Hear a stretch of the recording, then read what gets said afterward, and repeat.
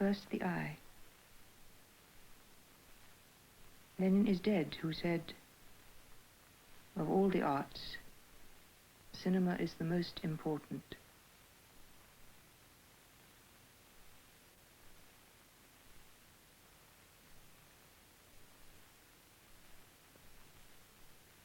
First, the eye, then the cinema, which prints the look.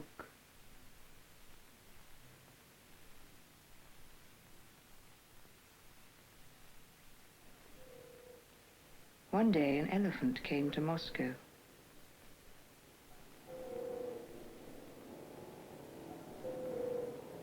Another day a duck.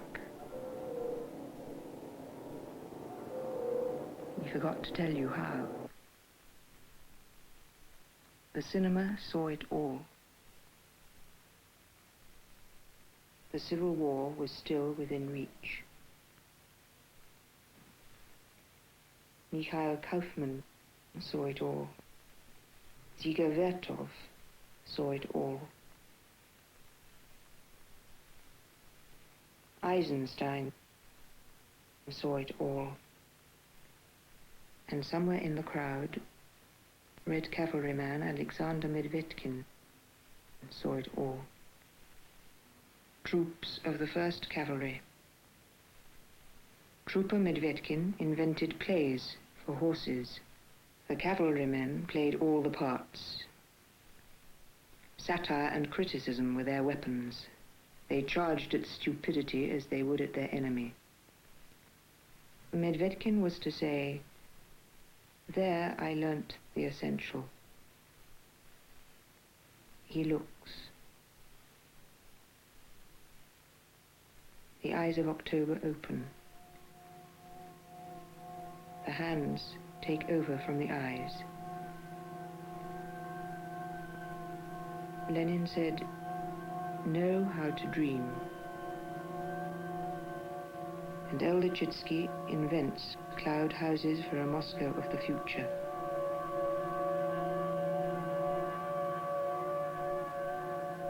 The dream engineers gather everywhere, as in Vitebsk, Marche.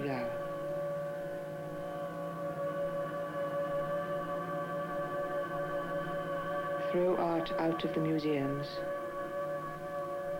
offer it to the street. But the streets of all the towns placed end to end are nothing but a scar across the great body of Russia. The only network binding all its members is the train. Soon, after October, the trains begin to roll. And through the trains surges the blood of the revolution.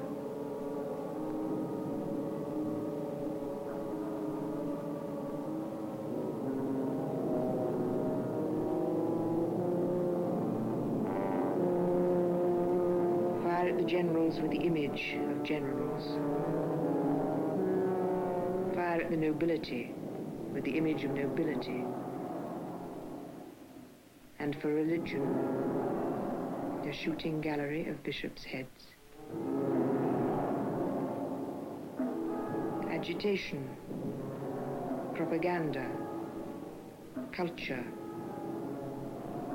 literatura, literature, which means all things printed and therefore includes the cinema. Cinema lorries, cinema trains, cinema boats carrying films and sometimes cameras.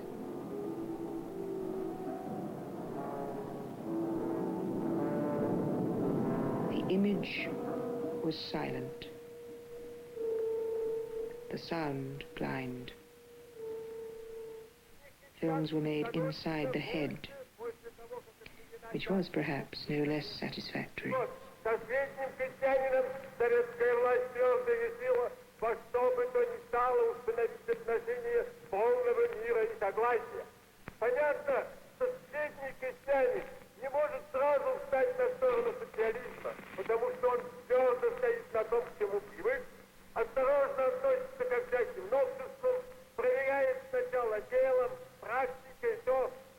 зовут.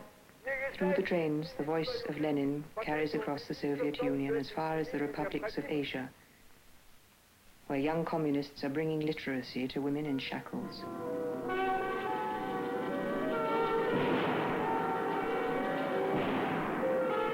And still, the eye. Then, like today.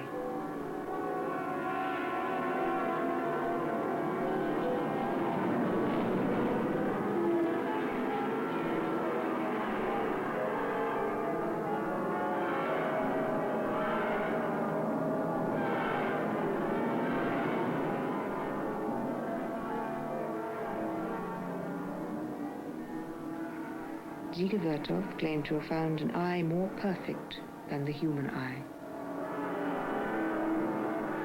He called it the cine eye. In fact, it was the Russian eye.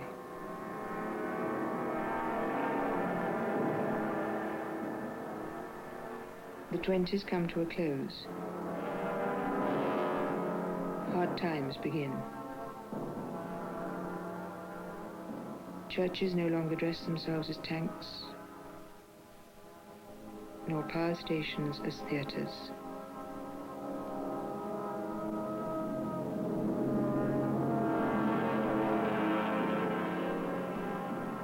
No more symphonies for sirens and whistles. After the great futurist concert, other battles were to be fought.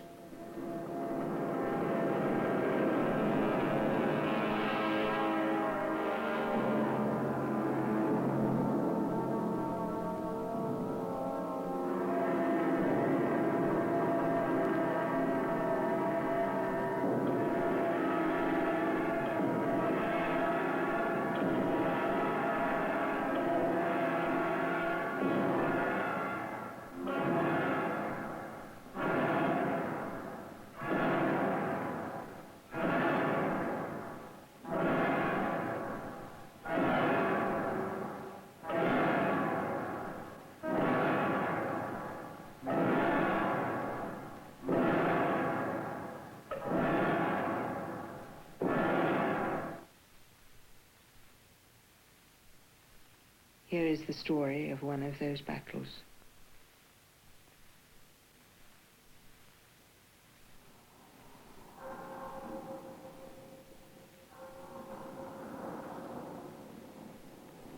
This train, which pulled out of Moscow on January the 25th, 1932, was undoubtedly the offspring of all those agitprop trains which had traveled the Soviet Union in the 20s with their freight of revolutionary messages, sometimes in the form of films. But in their case, cinema was something which came from up there. The people were brought the filmmaker's cinema in the same way that they are brought the artist's art and the expert's science.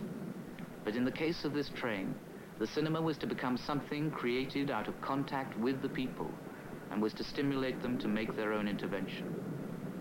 Almost 40 years later, in a railway carriage at the Noisy-le-Sec depot, a visitor from abroad told us the story of this train.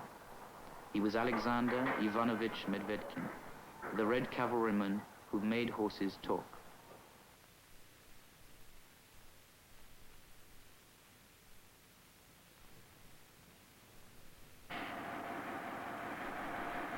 Этот поезд ничем не напоминает мой кинопоезд, который был 40 лет назад.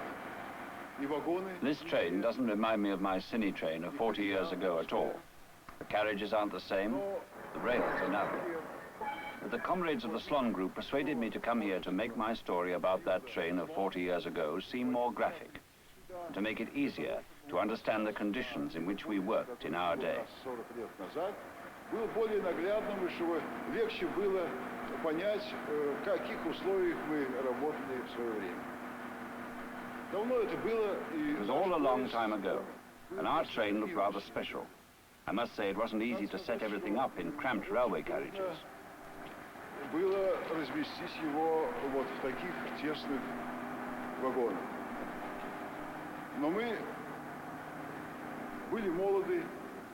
But we were young, and we felt that uprooting the studio from its stone foundations and installing it into railway carriages was something worth doing, so that we could transport that studio across our vast country, film the life of our people, and show that life to the people directly, and in that way help them in the work of constructing a new world, which was a major and vital preoccupation with us at the time. Что было для нас тогда особенно важно и актуально. Мы взяли 3 пассажирских вагона. We took 3 passenger cars, emptied them of seats and furnishings, freed as much space as we could, and installed the most essential services. And first we put in the most important one of all, the laboratory. Киностудии, самый нужный цех и необходимый цех – это кинолаборатория, где обрабатывается пленка. Half the carriage, as I said, ours were bigger and wider than the French, half the carriage was transformed into a laboratory. Половину вагона мы отдали под кинолабораторию. Поставили баки, устроили очень сложное оборудование. We fitted up tanks and constructed a complex system for running water. A laboratory needs a great deal of water. We had to set the tanks on the roof so that a constant supply of water would be available for developing the film, and everything could function as it would in any studio on the ground. The other half of the carriage was transformed into an editing room.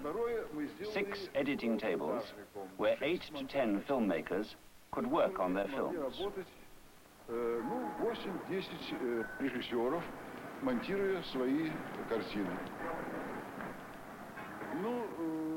Apart from the editing equipment, there was an animation section where we filmed titles and made animated films.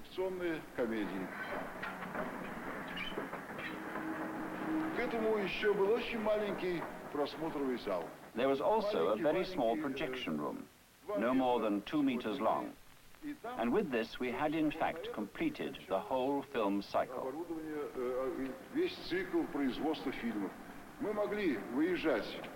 We could pull in anywhere, stop the train, shoot our films, develop them on the spot, and show them immediately to the people we had filmed.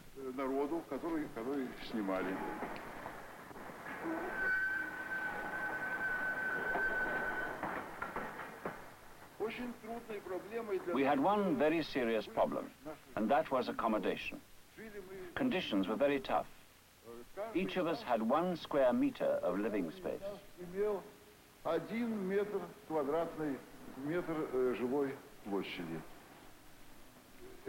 Spending a year in 1 square meter of space wasn't easy.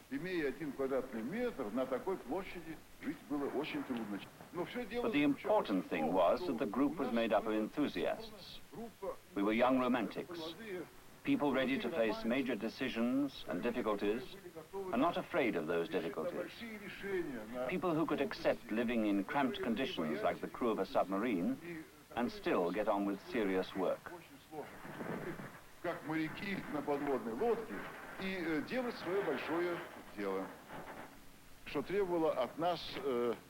All this demanded enormous effort from us, since our team was small.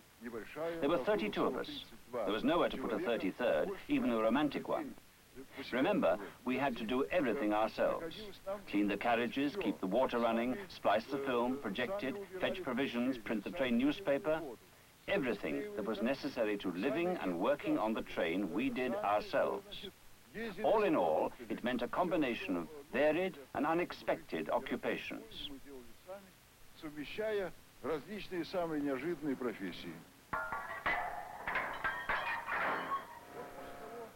Once the train was fitted up, we left for the Ukraine.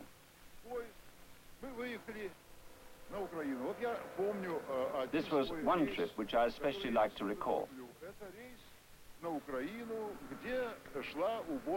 The harvest was in progress in the Ukraine. They were difficult and complex times. Our peasants had only just organized a collective and cooperative method of farming, the kolkhoz.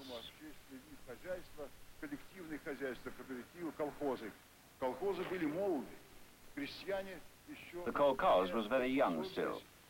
The peasants hadn't yet adapted to collective forms of ownership and production.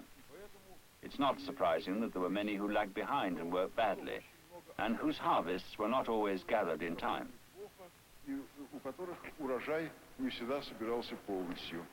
So we began filming the best and most interesting, the model farms, which could set an example to the rest.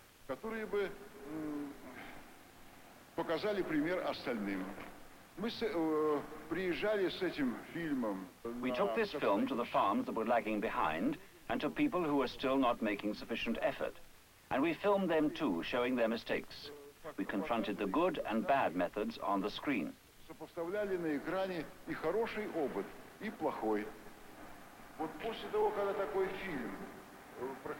And after the projection, we said, well, comrades, what do you think you're doing? Is this the way to treat your crops, your own working time? This is not going to get you anywhere.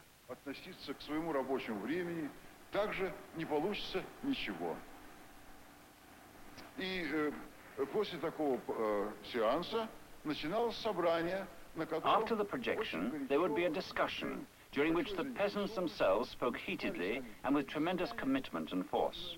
They themselves found the reasons for their falling behind and immediately set about organizing a work plan, which would enable them to work in the best possible way and to catch up with the most advanced people in their district.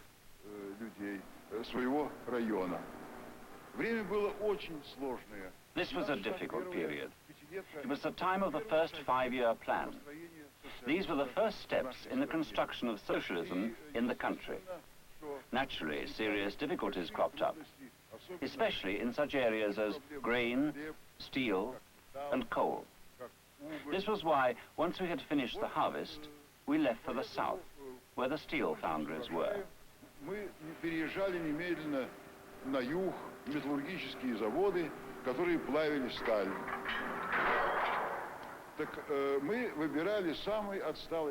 We chose the steelworks which were furthest behind in output, the marche factory, where production had fallen to 50 or 60%. We looked for the causes of the slowdown, why things functioned so badly. The reasons, and there were many, were very complex. It was not always easy to get to the heart of the problem, but we persevered, because the work brought results. Once we located the faults, we filmed them. Our critique was direct. We made no effort to gloss anything over. Our method was unorthodox. We spared no one. We attacked all the omissions and miscalculations that went on in the factory. This method of confrontation and direct criticism, direct intervention, was very productive. It gave rise to heated discussions.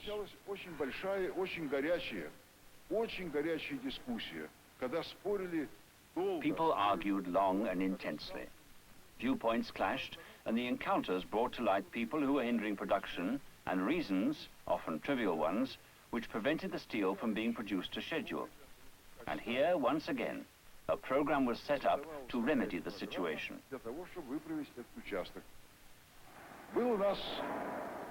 And now a story that happened to us.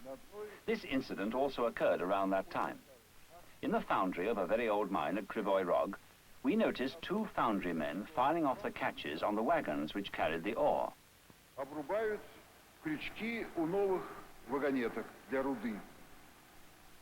Why are you doing that, we asked. The wagons look new, the paint's still shining. Why should a foundry worker want to file off their catches? We found out that for some time, nearly a year in fact, the men had been trying to get the construction of these wagons modified. The catches had the habit of opening while the wagons were in motion.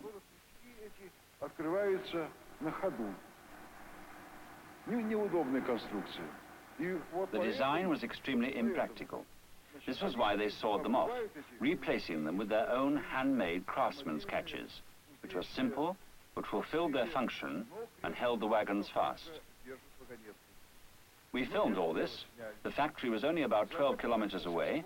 We went there with our film, called a general meeting of the workers and engineers, and projected it.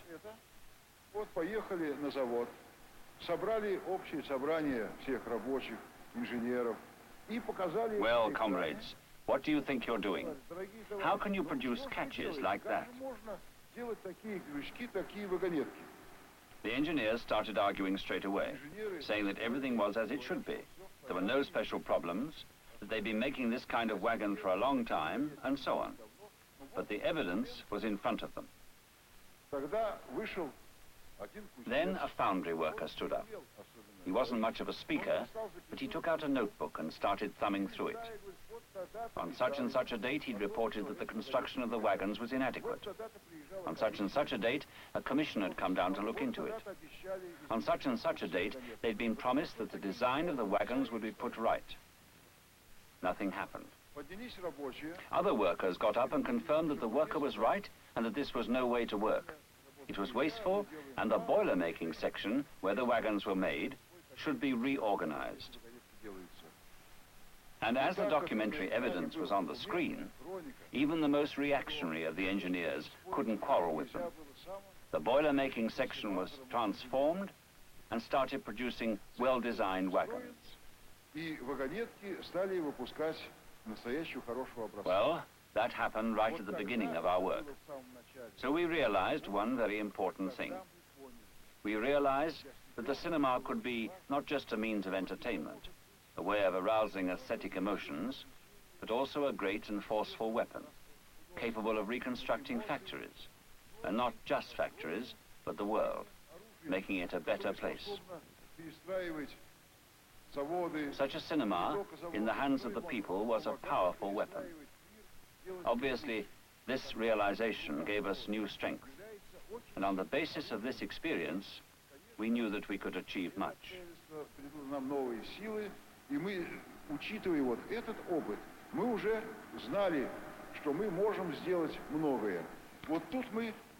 And at this point, we also realized that the authors of the film are not just the filmmaker and the cameraman, but that the film could also bear the signature of the people who figured in our films.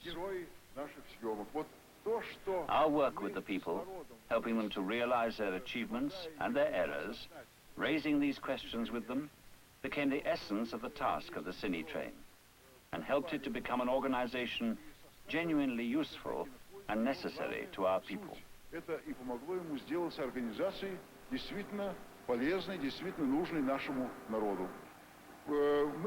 very often use satire in our work. We sort out the funny side of things, held inorganization and incompetence up to ridicule. It was very productive. And in the long run, laughter even became one of the principal weapons of our train. That's all. Of course, that was not all. For that, we would need to hear about 294 days on wheels, 70 films, 91 reels, 24,565 meters of film, edited and projected, thousands of miles covered. Moscow, Dnipropetrovsk, Krivoy Rog, Great Battle of the Donbass. Of the 32 men who made up the crew of the Cine Train, only 8 are still alive. Most of them died in the war. Lifshitz, the non-political who discovered politics when he took up a camera. Shelyakov, the laboratory technician who could develop 2,000 meters in one day. And Slonimovsky, who was called Slom, and who could play that great tune, Rosemary, like no one else.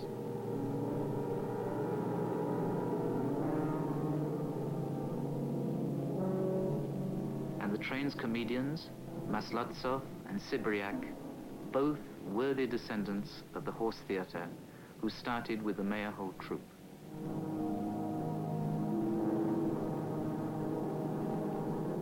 At the center of the whole experience is an idea which Medvedkin repeated many times. Seeing oneself in a photograph, on the screen, seeing your friends, your street, is always a moving experience. This experience can be a lever for common action. We didn't just show our friends on film, we celebrated their achievements and their courage. But we also criticized their errors and faults eye to eye. And because they were Soviet citizens, they accepted that criticism, frankly and openly.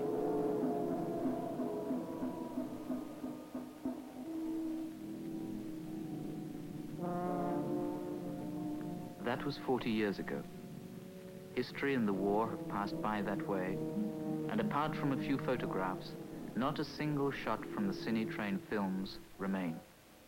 Perhaps some signs of this exemplary venture of the Soviet cinema will one day be uncovered. But if we have no films from the Cine Train, we do have a film which that train made possible. A film by Medvedkin, which is called Happiness. Eisenstein compared him to Chaplin, a Bolshevik Chaplin. So while reacting day after day to questions of the moment, the train also somehow accumulated imaginary material. But the imagination was no longer the enemy of reality, nor was art the enemy of life.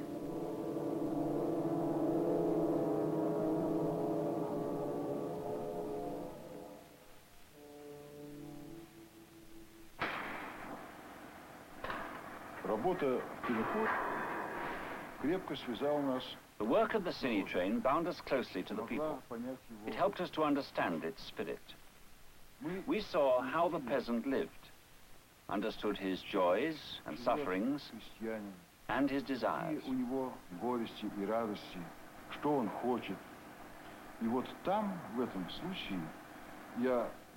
And it was here that I encountered a very interesting type of peasant.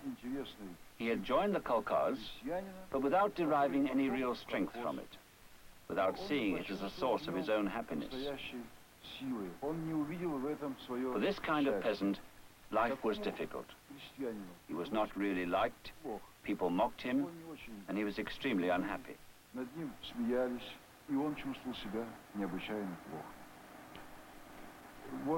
And it was him I had in mind when, later on, I made my film Happiness.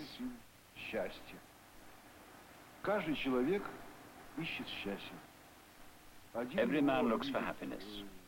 Some see it in wealth, but the Russian peasant, who lived a life of hardship and poverty, saw it in his own way. Anton Pavlovich Chekhov once wrote in his diaries, "What does the Russian peasant dream of? If I were a Tsar, I'd steal 100 rubles and run for it." There's a Russian proverb which says, "If I were a Tsar, I'd eat pork fat spread with pork fat, and I'd sleep."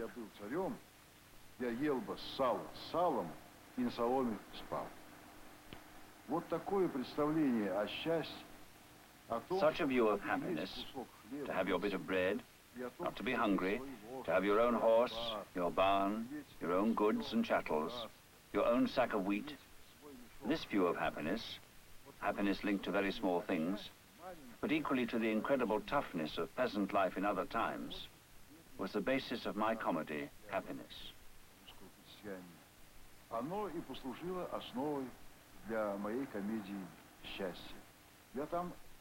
I tried to show the tragedy of such a man, his efforts to find an ideal life for himself somewhere.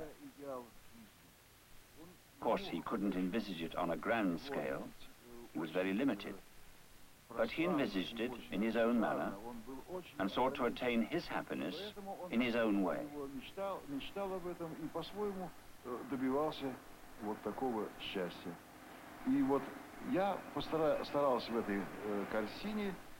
In the film, I tried to tell a story that was funny and sad and tragic. The story of Khmir, a peasant of that kind for whom nothing ever went right. He lived a hard life, like his grandfather and his great-grandfather before him. Then, at the end of the film, in a way that takes him completely by surprise, he discovers that others could be interested in him, care about him. Friends, neighbors, and even the state. And he comes somewhere close to happiness on a collective farm.